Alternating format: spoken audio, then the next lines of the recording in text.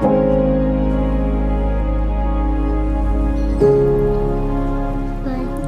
Does it hurt? No, I didn't feel it. I Okay. don't. Yeah.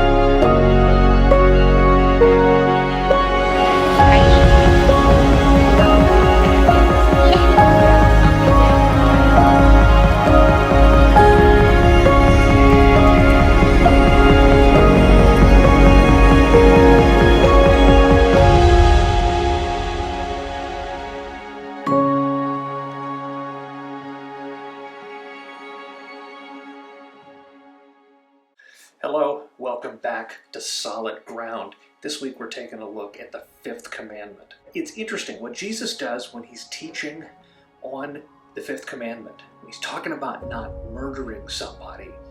He takes it from the obvious and he makes it, well, he takes it to a place that's not so obvious. He points out that if you are even saying "you fool" to somebody, you're violating this commandment. Now that sounds a little radical, that sounds a little crazy to think that if all I'm doing is calling somebody a fool, is that the same thing as killing them? Is that the same thing as murder? Well, in a way, no.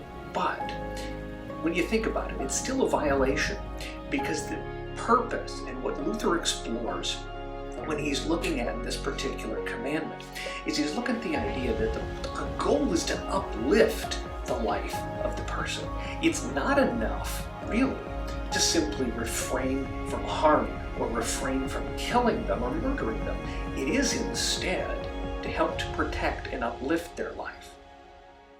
So Jesus is pointing out that what we want to do in this process is to so far remove ourselves from any way in which we denigrate another person, so that we uplift them in their life in such a way that we're not anywhere close to wanting to strike them and to harm them and to potentially hurt them to the point of murder. The Old Testament goes through all sorts of laws and stipulations with regard to intentional murder, which is what we would call it, or like an accidental killing, and what the different rules and so forth were.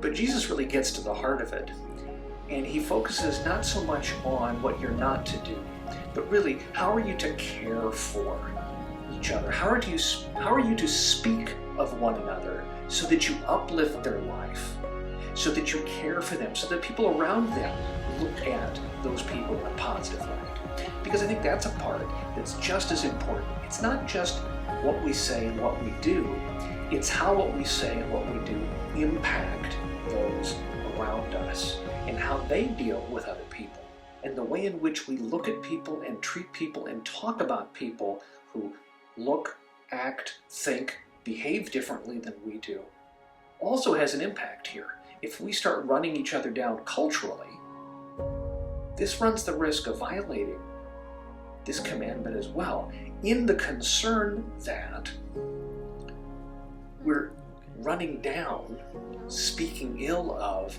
and devaluing the humanity of another. That's the main thrust, that's the main purpose behind this commandment, is to uplift the humanity, the fellow humanity, and the image of God in each of us. We wouldn't harm the image of God in God. We wouldn't want the image of God in us harmed. Therefore, we ought to avoid at all costs harming the image of God in anyone else. God bless, and I'll see you next week.